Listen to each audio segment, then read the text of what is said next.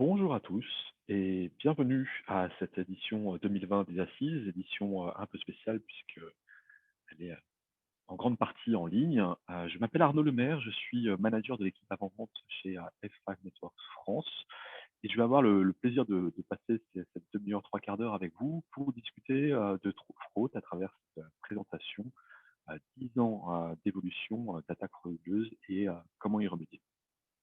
Alors pourquoi ce sujet de la fraude? Ben, on le verra, hein, les chiffres sont en forte croissance sur, la fraude électronique, sur, les services publiés sur internet et tout simplement également parce qu'on le voit, notamment avec, cet événement, du covid, une des conséquences principales est la forte digitalisation des services, la numérisation, si on peut faire un abus de langage, des services, pour pouvoir, continuer tout simplement, par exemple, à travailler, hein, pour vos collaborateurs, mais également pour pouvoir continuer à atteindre, vos clients ou usagers qui ne peuvent pas se déplacer en période de pandémie, qui limitent leurs déplacements ou qui sont, contraints, géographiquement à rester, chez eux.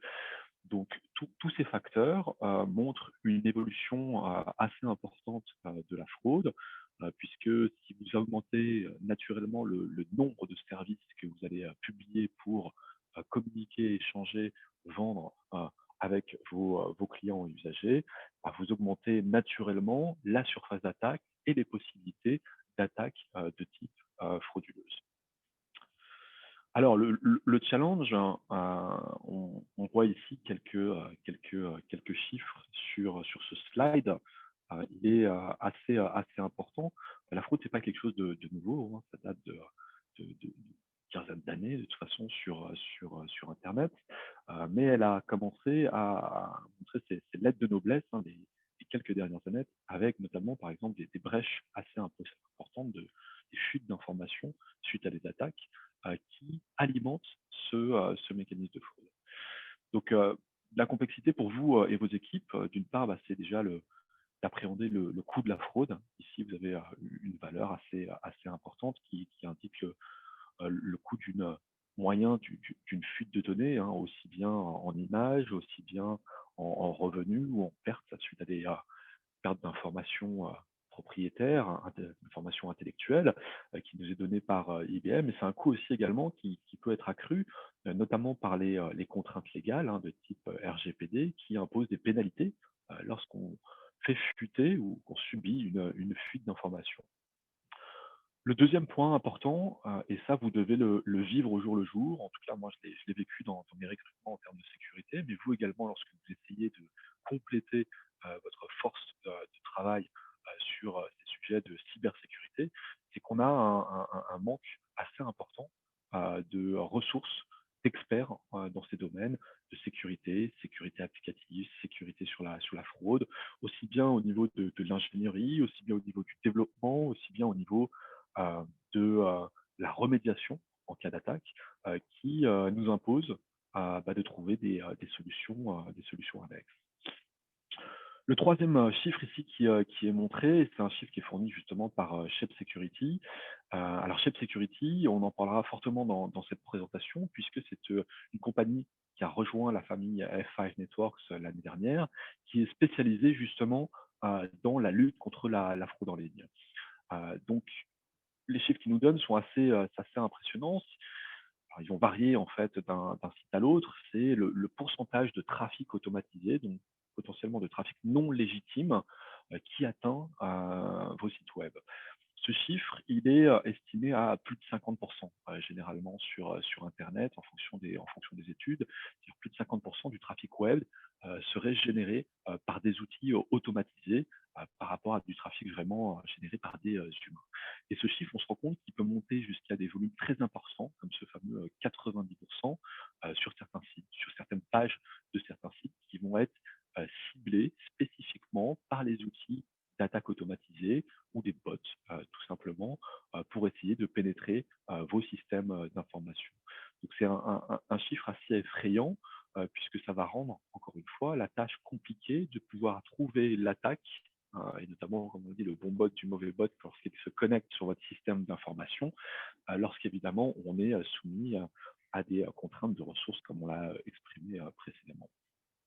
Et finalement, le dernier chiffre qui nous aide pas, c'est que les campagnes d'attaques frauduleuses se nourrissent d'elles-mêmes, puisque une des cibles est de prendre en main, par exemple, les comptes des utilisateurs sur les services que vous proposez.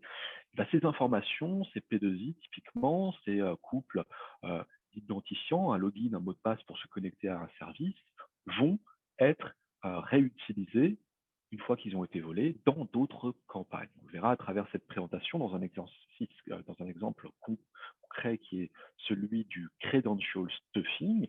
On va réutiliser des informations préalablement volées pour essayer de pénétrer ou de prendre en main un autre compte. Et on estimait typiquement, ça c'est une source qui vient des F5 Labs, à plus de 3 milliards de nombre d'identifiants volés ou dévoilés sur Internet en 2018. Et à chaque fois qu'effectivement on a une chute d'informations importante, ces données, le plus souvent, vont se retrouver sous une forme ou sous une autre, accessibles sur Internet pour pouvoir aider à d'autres campagnes d'attaque.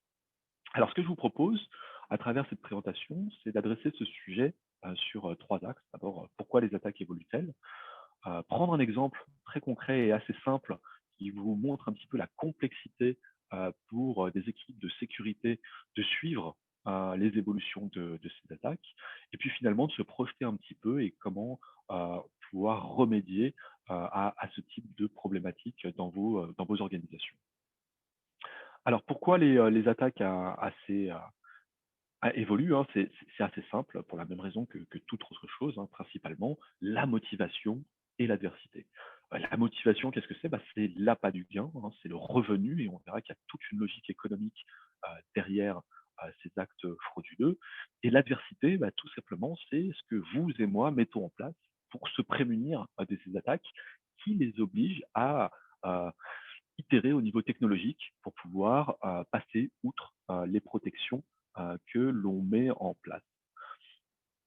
Alors, ici, si on schématise un petit peu la dualité de ce sujet, hein, on met en place le plus souvent, en termes de sécurité, une équation qui balance le coût et la valeur. Le coût à mettre en place une attaque en regard de la valeur de l'information que l'on va pouvoir retirer de cette attaque.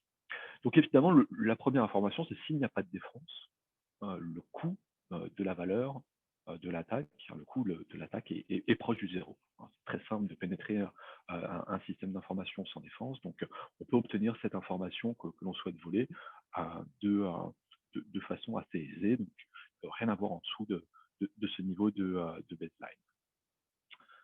Chaque défense ensuite qu'on va rajouter va augmenter évidemment le coût de l'attaque, et notamment va obliger les attaquants, comme je le disais, à faire une itération de leur mécanisme d'attaque, hein, créer des nouvelles générations d'outils pour passer outre ces fameuses défenses. Et donc mécaniquement, c'est notre travail de tous les jours, faire en sorte que le coût augmente petit à petit pour les acteurs malveillants, jusqu'à arriver à une balance en notre faveur, à savoir mettre en place suffisamment de défense pour perdre l'intérêt de l'attaque, à savoir que le coût pour obtenir cette information est supérieur en ressources, en temps, en argent, à la valeur que l'on espère tirer de cette information. Donc ça, c'est finalement une philosophie assez simple et basique, vraiment de la sécurité, aussi bien de la sécurité dans l'IT que de la sécurité physique de tous les jours pour vous et moi. C'est pour ça qu'on met des alarmes dans les voitures, des serrures sur les maisons, des fenêtres blindées, etc. Faire en sorte que le coût de l'attaque soit trop important pour l'attaquant et qu'il aille tout simplement voir ailleurs. Alors, une des problématiques dans notre équation, en tout cas au niveau de l'IT, c'est que le coût d'entrée pour chaque technologie, on le sait, diminue avec le temps. Donc, on le sait bien, toute technologie devient moins chère dans le temps. Pourquoi? Elle est mieux connue, elle est mieux appréhendée, donc elle est plus facile à utiliser, elle se généralise, elle est accompagnée d'outils. Donc ça, c'est un postulat assez compréhensible dans l'informatique. On le voit sur le prix des composants, hein, par exemple, où un nouveau CPU coûte très cher et diminue dans le temps. Le coût de l'usage de services, on l'a vu, le cloud vous permet d'accéder maintenant à des services divers et variés de façon très abordable. Et donc, effectivement, le temps va jouer en notre défaveur dans les sujets de la fraude, puisque les outils et les techniques pour nous attaquer vont être de moins en moins coûteux et on le verra à travers notre fil conducteur, notre exemple dans cette présentation. Le deuxième point qui va encore une fois jouer en notre défaveur, c'est que la valeur des attaques réussies ne fait qu'augmenter, ce qui est assez logique finalement, puisque c'est la raison d'être également de notre travail de tous les jours, faire en sorte qu'on accroît la valeur de nos services et donc la valeur des comptes qui y sont associés, des informations qui y sont associées. Hein, c'est ce qu'on souhaite à tout le monde, c'est-à-dire que leur entreprise ait du succès, leurs services fonctionnent auprès de leurs clients, qu'elles augmentent leur chiffre d'affaires, qu'elles augmentent leur nombre de clients et donc naturellement qu'elles deviennent plus attrayantes pour les attaquants. Alors, dans l'exemple qu'on va prendre, on va prendre un type d'attaque qui s'appelle le credential stuffing. Alors, si on voulait traduire littéralement credential stuffing, c'est bourrage d'identifiants. Je vais garder la version anglaise qui est un peu plus sexy dans cette présentation. L'idée, c'est quoi? C'est comme je l'exprimais précédemment dans la présentation, c'est utiliser des informations qui ont déjà été dérobées, donc des informations d'identité, et typiquement des couples login et mot de passe pour se connecter sur des sites web. Donc, utiliser ces informations qui ont été volées par des attaques précédentes sur de nouveaux sites pour trouver des comptes qui réutilisent, par exemple, le même mot de passe. Pourquoi faire? Tout simplement, dans un premier temps, pour revendre cette information, on le verra dans le sujet économique de cette présentation, mais aussi pour refaire de nouvelles attaques, tout simplement. Et c'est en ça que je disais que les attaques de fraude pouvaient s'auto-alimenter en termes de cercle. On vole de l'information qu'on réutilise, on vole de l'information personnelle et on fait des attaques de campagne sur les utilisateurs en utilisant ces informations personnelles. Dans le credential stuffing, c'est encore plus spécifique, c'est effectivement trouver le mot de passe d'un utilisateur suite à une brèche ou je l'ai trouvé sur Internet dans une base de données. Je vais tester ce mot de passe pour cet utilisateur en devinant son nom de compte qui serait souvent son email sur un autre site et donc accroître potentiellement mes capacités de prise en main des informations de l'utilisateur. Alors, le credential stuffing, on va faire un petit guide pas à pas en 4 étapes. Voilà comment se passe typiquement une attaque de credential stuffing. D'abord, on doit récupérer des identifiants, des couples, login, mot de passe. Ensuite, on doit automatiser l'utilisation de cet identifiant auprès d'autres sites pour les tester. Alors là, l'automatisation est un sujet ultra important pour les attaquants, aussi important pour que vous, hein, pour vos équipes de développement ou d'infrastructure, pour leur simplifier la vie. Parce qu'effectivement, pour les attaquants, la perspective est inversée. Hein. Une attaque manuelle n'est rentable que si la valeur de l'information qu'on va essayer de dérober est très élevée. Donc l'automatisation va permettre de multiplier votre revenu si le coût d'attaque est faible. On va pouvoir mener plus d'attaques et donc récupérer plus d'informations et donc adresser même des attaques sur des informations qui ont une faible valeur, hein, puisqu'on va utiliser une masse pour faire un revenu. Donc c'est une balance. Si on change le coût d'un côté ou de l'autre, les attaques vont se distribuer où cela est plus profitable à travers cette équation coût de l'attaque et valeur de l'information. Le troisième point, ça va être bien évidemment de vaincre les défenses qui sont en place pour se prémunir des attaques, hein, si elles existent, et finalement distribuer cette attaque pour avoir la portée la plus importante possible. Donc c'est parti, on va creuser un petit peu ces points. Donc le premier point, c'est donc récupérer cet identifiant. Alors là, c'était difficile historiquement de récupérer des identifiants ou des informations volées historiquement, hein. Aujourd'hui, c'est beaucoup plus simple. Hein, pas besoin d'être un insider, pas besoin de connaître du monde dans le darknet ou des gens du crime organisé. Vous allez tout simplement sur Internet. Ici, vous avez l'exemple de Rapid Forum.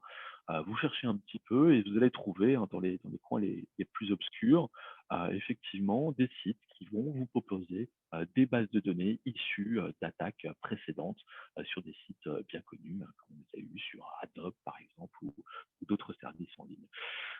Donc maintenant, il suffit d'une petite carte bleue, de quelques clics, pour télécharger des milliards de comptes, hein. Ici, typiquement sur cet exemple de Rapid Forum, pour 8 crédits qui doivent valoir quelque chose comme 2 $, vous avez la capacité de télécharger, des bases, d'identifiants et de mots de passe dérobés, heu par, grosse volumétrie, hein, pour avoir des milliards de comptes comme ça, disponibles. La deuxième étape, ça va donc être, comme je l'ai exprimé, d'automatiser, hein. On a ces, millions, centaines de milliers ou milliards d'informations à disposition, bah, on va pas les faire, manuellement une à une évidemment. On va chercher à automatiser notre attaque, hein, pour pouvoir, faire jouer le volume en notre faveur. Alors pour ça, on va utiliser des outils, d'automatisation. Ici, on a un exemple, qui est affiché, qui est Browser Automation Studio, donc c'est juste un petit framework d'automatisation sur Chrome avec une très jolie interface graphique, c'est important. Donc ici, pas besoin de savoir coder, hein, pas besoin de savoir développer. On clique avec sa souris, on fait quelques glisser, déposer, et on va dire à cet outil qu'est-ce qu'il doit faire lorsqu'il se connecte à un site. Quel est le parcours utilisateur pour se connecter à un site, hein. Rien à savoir de spécial encore une fois. Et l'outil va rejouer cette action dans le Chrome. Alors, là aussi, hein, si vous avez besoin de faire la glue entre l'outil, l'automatisation, que vous êtes pas forcément compétent, dans ce sujet, hem, vous pouvez trouver quelqu'un qui, va configurer tout ça pour vous. Alors encore une fois, si historiquement c'était, compliqué de trouver, des experts dans certains domaines, la beauté d'internet maintenant nous met en relation avec tout un tas de compétences. Donc ici, on a un exemple du site, Upwork.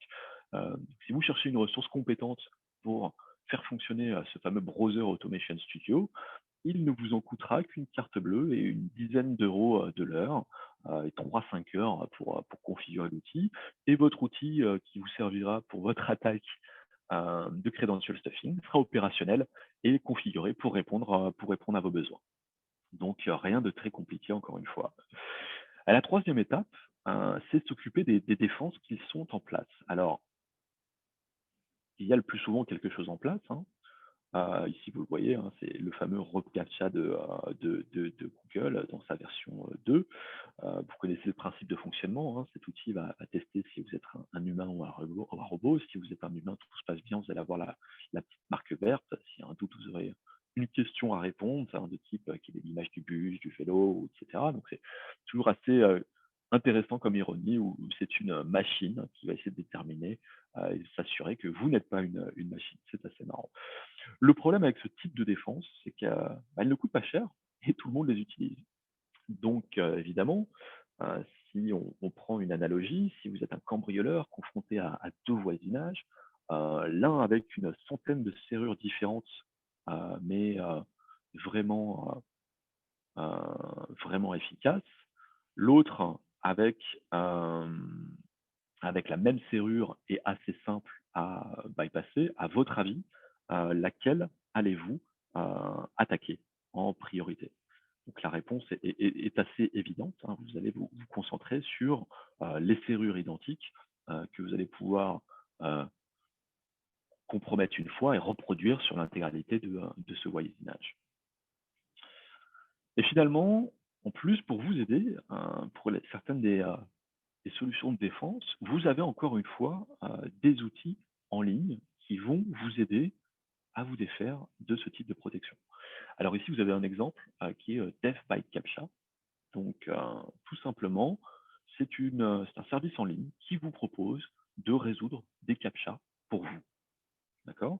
Donc si historiquement, il fallait, être très calé techniquement pour, commencer à analyser les pages, analyser les défenses, comprendre les logiques et coder une solution, pour, passer outre les défenses d'un site web, bah, ici, on a tout simplement, encore une fois, besoin uniquement de sa carte bleue, pas besoin d'être hacker. Pour trouver en plus ce type d'outil, bah, vous avez qu'à demander à Google et puis il vous trouvera des listes de sites qui vous permettent de bypasser ses propres services. Et donc, par exemple, ici, chez DeadbyCAPTCHA, pour, 1,39 $, on aura, un bon millier de captchas résolus et même 99 centimes, hein, si vous êtes un membre Gold. Donc ça vaut peut-être le coup d'investir pour participer, hein, aux, utilisateurs privilégiés à avoir des tarifs encore, encore moins cher. Donc ce qui est intéressant à voir par contre, c'est que ce type de service, ils vous proposent même pas des tentatives de captcha, ils vous vendent des captchas résolus, hein. Donc ça, c'est aussi, ainsi un point intéressant pour cette équation coût-valeur puisque ça permet, aux attaquants, bah, de se projeter, sur notamment leur facture. Donc on voit bien que le captcha finalement, assez connu, rajoute un niveau de difficulté, mais on a des solutions, finalement pour passer outre et on détaillera tout ça un peu plus par la suite. Et pour terminer, bah, distribuer notre attaque. Pourquoi? Parce que, bah, tout simplement les 1 défenses, on le verra dans la présentation, qu'on a mis en place pour se protéger, bah, c'était, analyser la source de l'utilisateur et notamment à travers son adresse IP. C'est une des défenses les plus simples et les plus historiques, et de dire, bah, finalement, si on a plein de connexions ou plein de requêtes qui viennent d'une même adresse IP source, il y a un loup et donc on va les bloquer, on va les limiter en termes de nombre de requêtes ou de connexions par seconde. Donc ce qui a obligé, bah, les attaques à se distribuer. Alors effectivement, si cela aussi c'était coûteux précédemment, qu'il fallait trouver un réseau de botnet, hein, ou le créer soi-même par exemple, ou trouver des proxys, ou payer des services de proxy pour les utiliser, ah ben maintenant, vous avez Azure, Google Cloud, Amazon, toutes sortes d'architectures cloud qui vont vous permettre de faire tourner votre code pour pas grand-chose, hein, votre code d'attaque, et ou faire en sorte que vous attaquez de plusieurs endroits. Et par exemple, typiquement, vos premiers millions d'invocations de fonctions Google sont gratuites. Et si ça ne vous suffit pas, vous pouvez proxifier vos requêtes. On en reparlera dans la suite de la présentation. Donc, si on fait un petit peu le calcul rapide de ce coût de l'attaque, hein, bah, pour 100 000 tentatives d'ATO, donc ATO pour Account Takeover, donc c'est tout simplement une tentative d'usurpation d'identité en utilisant un login mot de passe ici par exemple, et prise en main d'un nouveau compte sur un nouveau site. On peut tenter donc 100 000 tentatives pour un peu moins de 200 $. Alors le calcul il est affiché ici, hein. Le coût des milliards d'identifiants, on l'a vu, c'est pas grand-chose, hein. Télécharger ces bases sur Internet, c'est pratiquement gratuit. Le coût de configuration d'un outil, on va y passer quelques heures soi-même ou faire appel à un spécialiste, hein, pour 50 $. Le coût pour 100 000 captchas résolus, hein, 0 à 139 $. Et finalement, pouvoir distribuer globalement son attaque à travers des services de proxy, on en reparlera, ce qui nous donne 200 $, 100 000 attaques, ça fait moins de 2 centimes, 2 dixièmes pardon, de penny américain pour une tentative, ce qui est assez, somme toute, négligeable. Alors comme on l'a exprimé précédemment, de toute façon, le coût importe peu. Il faut le mettre en balance par rapport aux revenus de l'attaque. D'accord? Donc la première information, c'est effectivement se pencher de plus près sur combien peut rapporter, dans le cadre d'une credential stuffing, hein, la valeur d'un compte fonctionnel. Même si on ne se sert pas des informations du site que l'on peut accéder, hein, du compte que l'on peut accéder, déjà rien que c'est la nature du compte qui fonctionne. J'ai un nouveau couple, login mot de passe que je viens de trouver qui fonctionne sur tel site. Combien est-ce qu'il peut me rapporter? Donc ça peut varier très fortement, on peut le voir, hein, une fourchette de 2 $ à 150 $ ou plus sur le marché noir. Ça dépend du type de compte. Plus bas, les petits forums WordPress que tout un chacun met en place, ou les blogs, qui vont être utilisés par exemple pour distribuer du malware ou refaire des campagnes d'attaque, ou des jeux vidéo, des comptes de jeux vidéo. Et au plus haut, hein, dans la fourchette de comptes, bah, évidemment, ceux qui permettent par exemple de transférer des points de fidélité, là où il y a une vraie économie derrière, hein. Ou ceux qui tout simplement permettent de manipuler du vrai argent, par exemple. Pourquoi? Parce que ces types de sites facilitent le blanchiment d'argent, et ils sont utilisés par le crime organisé, donc ont une valeur plus importante. Donc ça fait un gros écart. Ensuite, on a le taux de réussite de l'attaque. Donc le taux de réussite de l'attaque, il peut varier, hein, il peut monter jusqu'à 30 si on adresse des sites plutôt perso sur lesquels il n'y a aucun contrôle sur la complexité des mots de passe, pas de sécurité importante. Nous, ces informations, elles sont données ici, vous le voyez, entre 0,2 et 2 par les équipes du SOC de Chef Security. C'est ce qu'on voit en fait typiquement chez nos clients quand on se met en monitoring, en termes de taux de succès de l'attaque. Pourquoi? Parce qu'on cible des clients entreprises, qui ont investi en termes de sécurité, qui sont souvent des gens du Fortune 700, du CAC 40, ou des instituts financiers, des banques, etc., qui ont un certain niveau de sécurité. Donc, ils ont un taux, on va dire, de réussite sur une campagne de credential stuffing qui est dans cette fourchette très souvent inférieure à 2%. Ensuite, on a besoin de connaître donc le coût individuel par tentative sur une attaque. Donc ça, on l'a vu, hein, c'est 0,002 $ par exemple, heu, quelque chose qui est, assez, négligeable. Donc on va appliquer un petit calcul de rentabilité assez simple, qu'on voit ici à travers cette, formule mathématique. Valeur multipliée par taux de réussite divisé par coût, moins 100, qui vont vous donner, le taux de retour sur investissement, hein, finalement. Et ce qu'on se rend compte, c'est que ça donne un taux de retour qui est, très intéressant entre 100 et 150 000. Donc voilà ce qui motive les attaquants à travailler, sur des itérations de solutions et notamment de credential stuffing ou d'autres attaques automatisées, puisque lorsqu'on arrive à faire diminuer le coût individuel de l'attaque, parler, hein, des des itérations technologiques, on est capable, avec de l'automatisation et une masse d'attaques, de générer un taux de réussite important et donc un taux de revenu, important pour les attaquants. Alors, on va continuer dans notre exemple du credential stuffing. Ici, on a vu, qu'est-ce que c'était? On a vu, la logique économique et la rentabilité pour les attaquants, de faire ce type d'attaque de, credential stuffing. Maintenant, on va voir comment on a forcé des itérations technologiques, dans ce type d'attaque et forcé les attaquants à évoluer et on va observer ces différentes évolutions. Alors on va séparer cette présentation en 2 parties, avant l'ère moderne, après l'ère moderne du web. Le credential stuffing, je l'ai dit, il est là depuis beaucoup de temps, hein, depuis la nuit des temps sur internet, typiquement depuis qu'on a mis des pages avec des logins et des mots de passe, où on a eu au début des attaques de brute force. Et puis suite aux campagnes d'attaque et de fuite d'informations, on a vu apparaître ce type de menace, de réutiliser ces comptes volés avec du credential stuffing. Donc avant l'ère moderne, ben, au début, rien ne bloquait, hein. On était plutôt confiants, on mettait en ligne nos sites avec nos comptes et nos pages d'authentification sans trop de défense. Donc la génération 0 sur le credential stuffing, c'était l'utilisation d'outils basiques de scripting comme un bon vieux curl qui nous permet de scripter voilà, une tentative d'accès ou de post d'information comme un login mot de passe sur une page pour tester si on arrivait à se connecter, donc se baser principalement sur du scripting. Donc ça a fonctionné, puisque ça a fonctionné pour le brute force, ça a fonctionné ensuite pour le credential stuffing, mais quand il y a du succès, on améliore toujours les choses. Et donc voilà une première productisation, on va dire, d'outils pour ce type d'attaque, avec l'exemple de Sentry MBA. Je ne sais pas si vous le connaissez ici, c'est tout simplement une interface graphique qui va vous permettre de paramétrer graphiquement avec du cliquouillage euh, la génération de requêtes HTTP très basiques. Donc l'avantage de Sentry MBS, c'est qu'il est très simple, mais aussi extensible, très personnalisable et adapté à certains types d'attaques sur ces utilisations d'outils automatisés. Vous pouvez paramétrer vos comptes, le site de proxy. Alors quoi qu'il en soit, c'est un exemple assez intéressant car finalement c'est la première génération d'outils d'attaque, hein, puisque typiquement SentryMBA, on ne s'en servait pas vraiment pour tester les sites web, hein, et le fonctionnement de nos sites web, il a été exclusivement utilisé pour, faire du credential stuffing ou des attaques automatisées, euh, typiquement euh, pour nuire et générer de la fraude.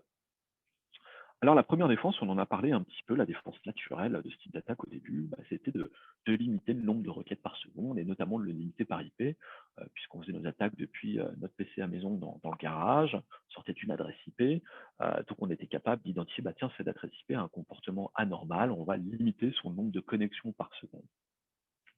Et donc on le voit en bas, la première itération des attaquants, typiquement, pour passer outre cette première défense, c'était de changer son adresse IP en typiquement passant par des réseaux de proxy, d'accord, en utilisant des services de proxy globaux distribués ou via des cloud providers. Donc la première réaction serait de bloquer les IP de ces services parce qu'un utilisateur, à moins que vous n'habitiez en Chine pour des raisons de confidentialité, vous ne passez pas forcément à la maison par des proxys pour vous connecter sur Internet. On le fait dans le monde de l'entreprise, on ne le fait pas dans le monde personnel à la maison, euh, le plus souvent.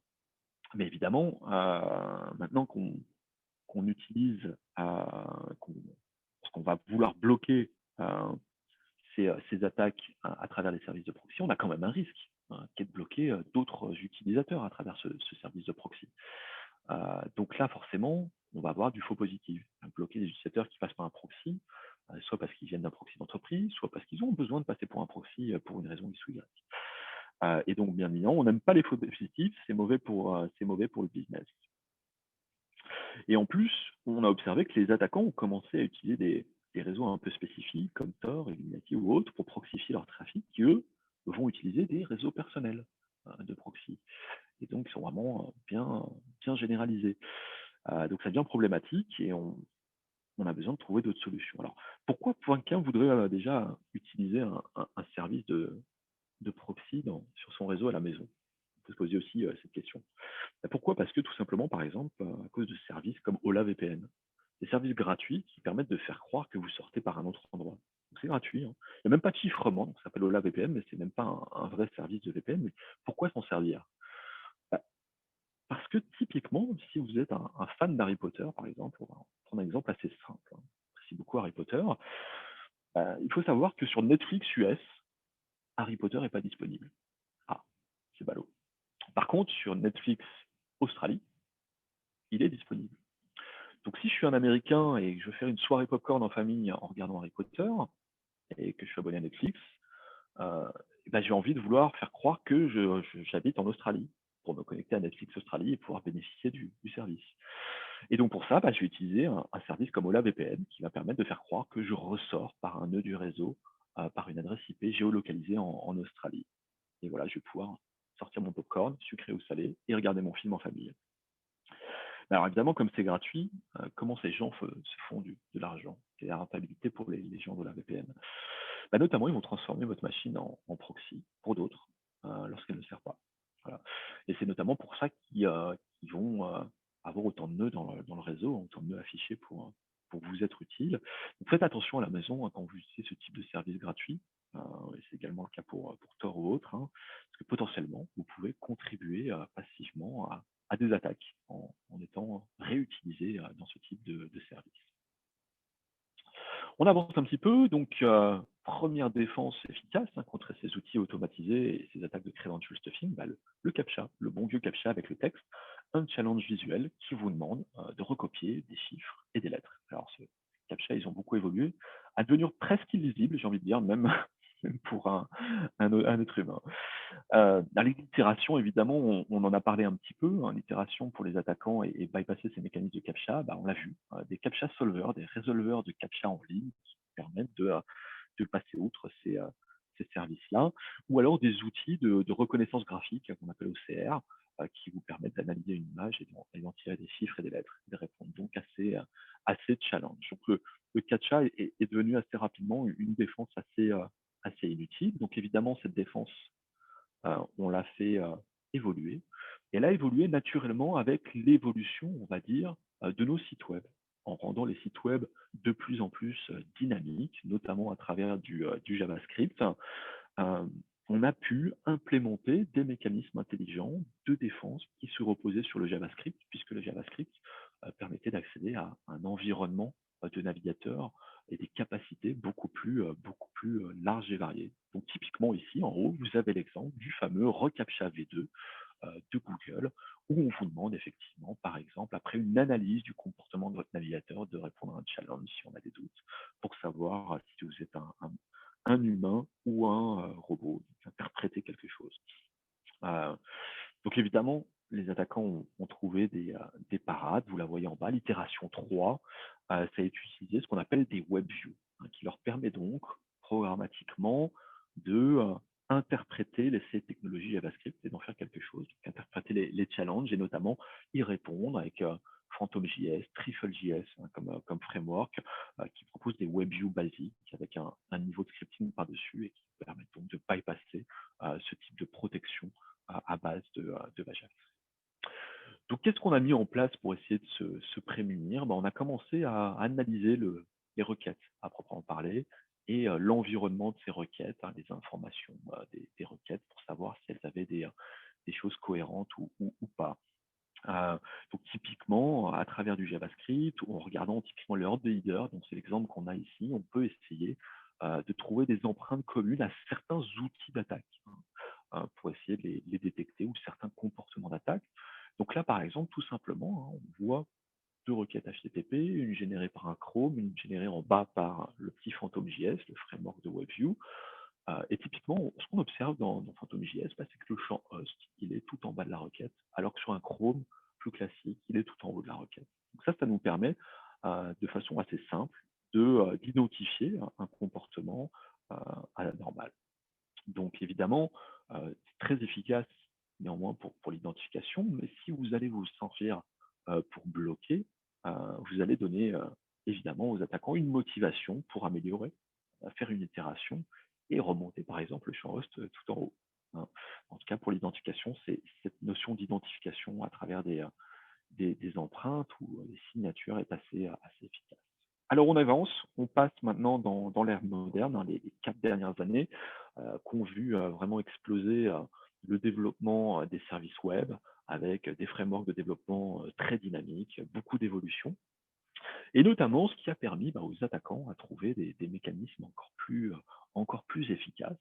Et là, ils ont été piochés justement directement auprès des outils de développeurs, avec des outils comme Puppeteer et Selenium, qui sont des librairies offertes aux développeurs pour tester leur site, et notamment qui vont être utilisés dans le cadre, par exemple, de développement agile, avec la mise en place de pipelines CI/CD, d'intégration et de développement continu, où vous fournissez un nouveau package de votre application, vous la poussez, vous la testez de façon automatique avec ce type d'outil. Alors, pain béni, évidemment, pour les attaquants, puisqu'ils ont trouvé ces librairies qui permettent de piloter directement des navigateurs et encore de passer de façon plus importante pour du trafic légitime lorsqu'ils génèrent leur trafic d'attaque de credential stuffing. Alors, on a commencé à faire évoluer les mécanismes de défense, et là, on arrive sur des choses un peu plus intelligentes. On a utilisé, par exemple, ce qu'on appelle du browser fingerprinting. Donc, utiliser des informations de l'environnement du navigateur pour créer une empreinte de ce navigateur et de le différencier par rapport aux autres navigateurs, aux autres utilisateurs. C'est tout simplement la réutilisation des mécanismes de tracking en publicité, hein. Et on le sert ici pour faire de la défense contre les bots. Donc en publicité, on crée des empreintes pour déterminer un utilisateur et savoir que tel utilisateur a été consulté telle page, tel service, et pouvoir le suivre de la sorte dans le temps à travers même différents services, différents sites web. Donc on s'en est servi ici pour identifier des navigateurs, identifier leur capacité et pouvoir par exemple appliquer les mêmes concepts qu'avec l'adresse IP au niveau réseau, et dire un navigateur il ne doit pas me faire 150 000 requêtes par seconde. Sinon, c'est une attaque que je subis, ce n'est pas un comportement d'usager traditionnel. Donc utiliser ces données d'empreinte pour bloquer une partie du trafic s'il est trop important. Ce qui a poussé les attaquants vers une nouvelle itération, hein. Et là, on a un joli exemple fourni par un service qui s'appelle FraudFox. Alors FraudFox, comme vous le voyez ici, il se pose en chevalier blanc euh, de pouvoir être anonyme sur Internet, et le nom, c'est quand même FraudFox. C'est assez bien à quoi ils ciblent leur service. Donc, qu'est-ce qu'ils proposent? Tout simplement de fournir des solutions à base de machines virtuelles pour défaire les protections à base d'empreintes, hein. On vous fournit des machines virtuelles, donc potentiellement, vous pouvez avoir plusieurs empreintes, plusieurs machines virtuelles, et donc anonymiser votre trafic et passer outre ces mécanismes de protection à base d'empreintes. Alors, c'est assez pratique, hein, parce que ces machines virtuelles, elles vont pouvoir être déployées dans vos services de virtualisation, cloud ou on-premise préférés, pour faire scaler, croître votre attaque. Ils fournissent plein de machines, plein d'images de machines, et vous les déployez et vous les utilisez. Et vous allez ainsi pouvoir faire en sorte de vous faire passer pour 10, 100, 1000, 10 000 postes utilisateurs, et puis non, et puis uniquement votre petit script au fond du garage. Donc ça, c'est une technologie assez intéressante. Alors, qu'est-ce qu'on a commencé à développer pour avancer sur nos protections? On a commencé à travailler sur les analyses comportementales, hein. Analyse notamment du comportement de l'utilisateur et de son interaction avec le site web. Alors, encore une fois, si on suit le concept de motivation par l'adversité, on évolue parce qu'on est bloqué. Il y a à la base aucune motivation pour les attaquants à faire quelque chose d'extraordinaire, hein, sauf si on commence à les bloquer. Donc, quand vous allez commencer à automatiser vos actions sur une page, vous allez utiliser les fonctions disponibles, hein, naturellement pour remplir les formulaires. Vous allez taper votre login en 1 milliseconde, hein, remplir c'est-à-dire les champs de façon instantanée. Vous allez cliquer toujours au même endroit, en haut à gauche, s'il y a besoin de cliquer avec la souris, hein. Pourquoi? Bah, pourquoi pas, hein. Vous aurez souvent ce type de réponse quand vous parlez avec un développeur. Si vous ne leur avez pas donné un cahier des charges spécifique, ils vont faire au plus simple. Donc, quand vous allez commencer à observer avec des outils cette interaction de l'utilisateur avec la page, et que vous allez voir toujours des clics qui sont effectués abscisses ordonnées en 0,0, des textes qui se remplissent en 1 milliseconde, bah, instantanément, ça va être assez simple de voir que vous êtes confronté non pas à un humain qui travaille, qui saisit des champs sur votre page web, mais à un outil automatisé. Et donc, ça va être assez facile finalement de le bloquer une fois qu'on l'a identifié. Alors évidemment, les attaquants ne sont pas arrêtés là, ils ont fait évoluer leur scénario, et notamment, bah, ils ont essayé d'émuler le comportement de l'humain lorsqu'ils ont scripté leur comportement sur vos pages web pendant leurs attaques. On va reprendre cet exemple avec l'outil Browser Automation Studio. Bah voilà, ils ont commencé à scripter des comportements qui essayaient de mimiquer l'être humain. On le voit ici, donc des pauses. On est en train de lire, on lit évidemment ce qui est affiché sur une page avant de cliquer dans tous les sens. Des mouvements de souris souples, qui peuvent être désordonnés, plutôt mouvements doux, des clics au hasard, des pauses, du scrolling. Tout ce qu'il faut pour rendre très compliqué l'analyse de l'action et de faire en sorte qu'on devine que vous êtes un outil automatisé. Alors, ça n'a même pas besoin d'être parfait, mais juste ce qu'il faut pour semer le doute et faire en sorte que si on commençait à bloquer, bah, on aurait un gros risque de faux positif, chose qu'on ne souhaite pas, évidemment.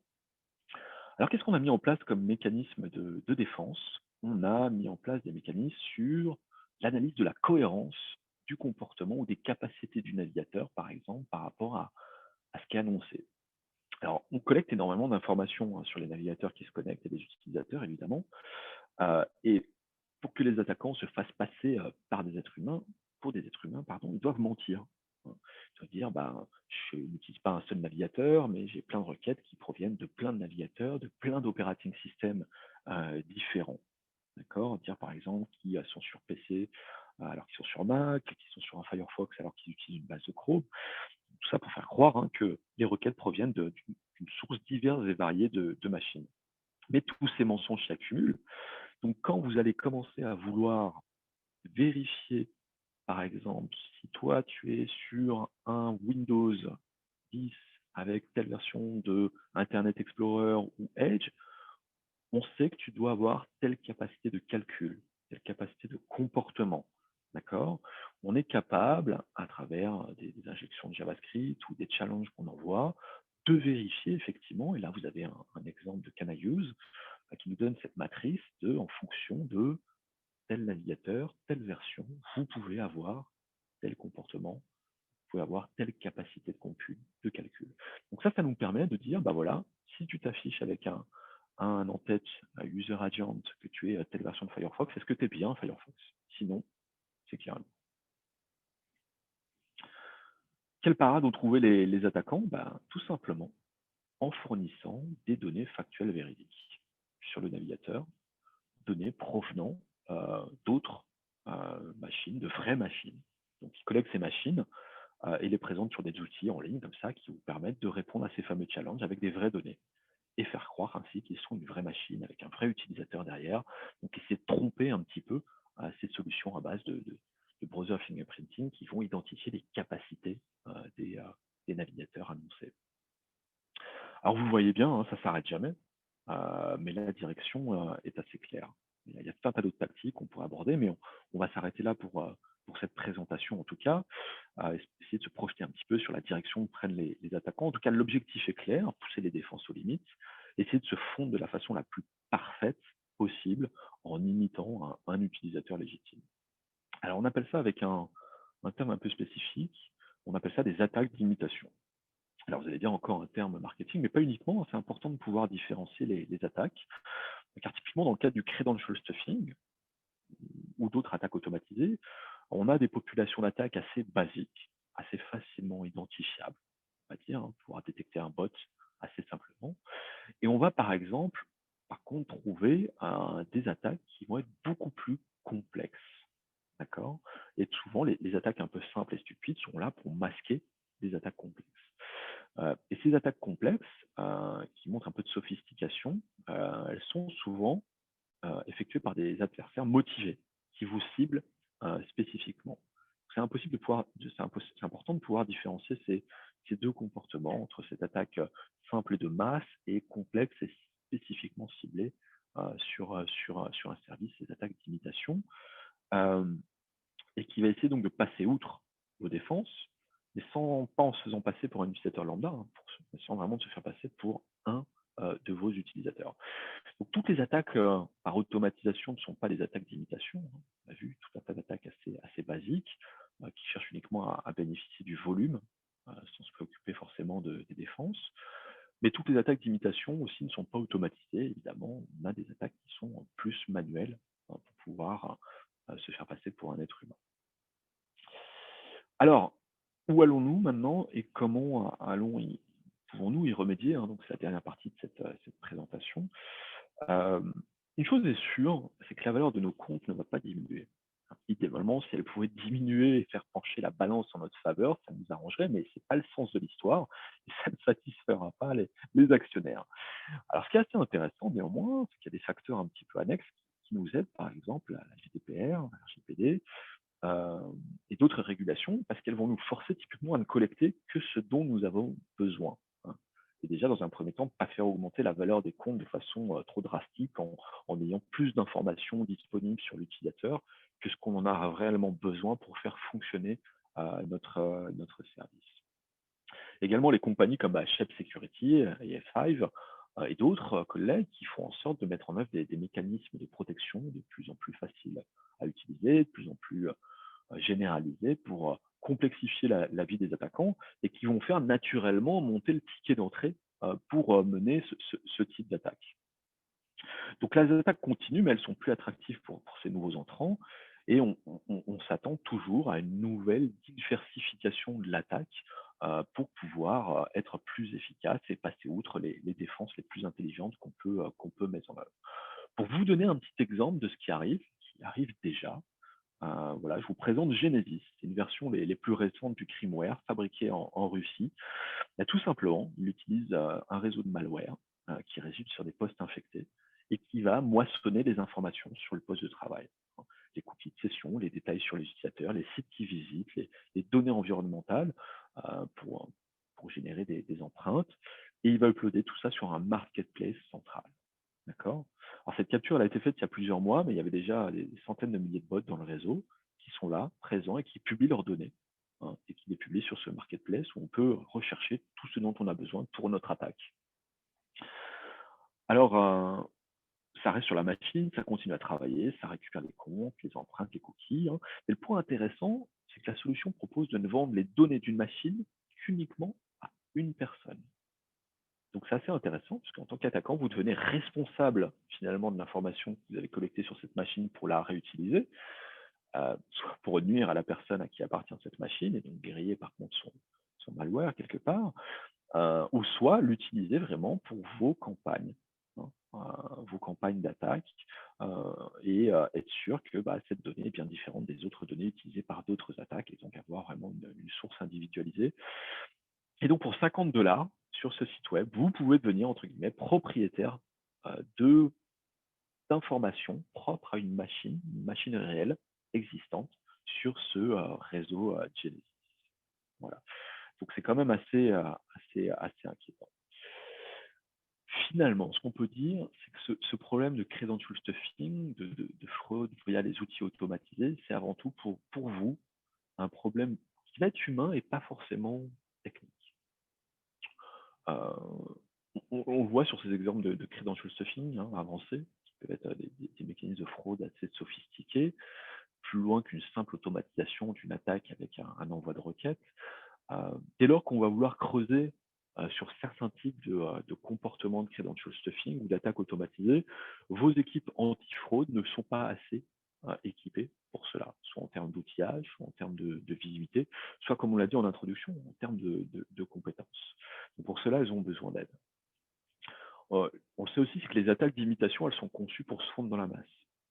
Alors, on a beaucoup de clients qui, à premier abord, nous disent non, on n'a pas de problème. Jusqu'à ce qu'on se mette à observer les comportements, à mettre en œuvre des solutions de visibilité, à se rendre compte, ah bah tiens, sur tel site, c'est 60% de trafic automatisé, et sur ces 60%, c'est peut-être 10-15% d'attaques ciblées qui sont assez dangereuses. Et on l'a vu dans le scénario de cette présentation, c'est que les attaquants sont avant tout motivés par l'économie. Donc, ce qu'il faut attaquer, c'est cette économie. Et finalement, s'affranchir de devoir mettre à chaque fois une nouvelle défense technique qui va nous coûter en ingénierie et qui sera de toute façon inutile, puisque si la valeur de l'information est toujours là, on aura toujours la motivation des attaquants à faire du reverse engineering et bypasser notre défense à la maison qu'on a mis en place. Alors, qu'est-ce que proposent finalement les éditeurs, notamment qu'est-ce qu'on propose chez Chef Sécurité, chez F5? On vous propose justement de ne pas vous défendre tout seul, mais de participer justement à un réseau de défense collectif. C'est un des nerfs de la guerre. Pour que ce type de défense soit efficace, il faut qu'elle ait une visibilité maximale sur l'activité frauduleuse, sur le comportement des utilisateurs, sur le comportement des bots. Donc Shape Security, leur solution de protection, elle est déjà très active et très utilisée sur Internet. Vous avez quelques statistiques sur le nombre de clients, les types de clients. Donc c'est des gros acteurs de l'Internet qui génèrent beaucoup de trafic, des compagnies aériennes, des banques, des gros sites de e-commerce, des chaînes d'hôtellerie, etc., etc. Donc qui nous permettent d'avoir une visibilité très grande sur les attaques, leurs évolutions, sur les comportements et leurs évolutions. Et typiquement, on a aujourd'hui plus d'1 milliard de transactions par jour qui passent à travers nos services. On observe 100 millions d'authentifications d'humains, sans compter les bots que l'on détecte évidemment et que l'on bloque par jour. Et également, on a plus de 125 millions de software development kit, SDK, notre composant installé dans les applications mobiles de nos clients. Tout ça pour nous permettre d'avoir une visibilité maximum sur les activités d'attaque et pouvoir distribuer cette information, utiliser cette information dans du machine learning, de l'intelligence artificielle qui nous permet de modéliser des comportements d'attaque et des défenses appropriées. L'objectif d'un service managé dans cloud comme Chef Security propose avec son produit Chef Enterprise Defense, c'est tout simplement de vous fournir un service qui prend en compte cette problématique d'attaque automatisée, qui décharge complètement vos équipes de cette problématique. Donc c'est un engagement finalement de résultat, et non pas un engagement de résultat à un instant donné, mais dans le temps. Et c'est là qui est le concept très important dans cette course à l'échalote, on va dire, qui est l'évolution des attaques automatisées pour passer outre les mécanismes de défense que l'on pourrait employer. Ici, vous avez une illustration du comportement de la mise en place de la solution chez un de nos clients qui subissait ce type d'attaque. Alors déjà, pour illustrer le fait que j'exprimais et les statistiques de quantité de trafic automatisé qui arrive sur vos sites, toute la première partie en orange de ce schéma, c'est la mise en place de la solution Chef Sécurité en mode écoute, monitoring sans bloquer. Et l'orange, c'est le ratio de trafic automatisé par rapport au vert, qui est le trafic d'humains légitimes. Donc on se rend compte effectivement qu'on utilise, par exemple chez ce client, sur cette page d'authentification, 90% de nos ressources pour du trafic illégitime. D'accord? Donc c'est plutôt gênant puisque ça perturbe notre analyse de stats de comportement de notre site. Ces statistiques sont de plus en plus utilisées aujourd'hui. Mais également, ça veut dire qu'on paye une infrastructure pour 90% de trafic inutile. À l'heure du cloud computing, où on paie à l'utilisation, cette facture, elle est encore plus difficile à passer. Alors ensuite, la deuxième partie, là où on voit les barres rouges, c'est l'activation de la solution Chef Enterprise Defense en mode bloquant. On active les mécanismes de mitigation, on bloque le trafic déterminé comme étant trafic automatisé, On laisse passer le trafic automatisé légitime. On a tous besoin d'avoir Google qui référence nos sites web pour nous offrir une visibilité maximale sur Internet, évidemment. On bloque tout le trafic illégitime d'attaquants. Donc ça va durer un certain temps et puis effectivement, comme on le disait, bah, l'adversité fait que les attaquants vont arrêter leur campagne puisque ça leur coûte de l'argent et il n'y a plus aucun retour sur investissement. L'attaque principale prend fin à ce moment-là. Mais ce qu'on va voir, et c'est là aussi une des complexités de ce sujet, c'est que bah, les attaquants, souvent, quand la cible est intéressante, vont insister et vont faire une fameuse itération de leur solution. Ils vont essayer de faire du reverse engineering potentiellement sur les protections mises en place et retenter une attaque, deux attaques, trois attaques, avec ce qu'on appelle du retooling, du réoutillage. Et j'ai modifié mon vecteur d'attaque, ma façon d'attaquer, pour essayer de passer outre des mécanismes. Donc là, la solution Shape Enterprise Defense est encore en place, donc elle va évidemment bloquer cette première tentative de retooling. Les attaquants vont recommencer quelques jours plus tard, qui sont bloqués, et finalement, ils vont arrêter là, ils vont abandonner. Et comme dans tout principe de sécurité, ils vont aller chercher une cible plus attractive sur laquelle ils vont être capables de passer outre les mécanismes de défense ou sur lequel il n'y a pas de mécanisme de défense. Voilà. Donc voilà un petit peu le type de solution que nous vous fournissons pour vous protéger et pour vous accompagner sur cette problématique de la fraude à travers notamment des outils automatisés. Je vous remercie pour votre présence et votre participation à cet atelier, à ce webinaire. Donc, je m'appelle Arnaud Lemaire, société F5 Networks. On a parlé ici de la solution SHEP Security, SHEP Enterprise Defense. Si vous avez des questions, des remarques, des commentaires, je vous invite à me contacter à mon adresse email a.lemaire@f5.com. Je vous souhaite une excellente journée.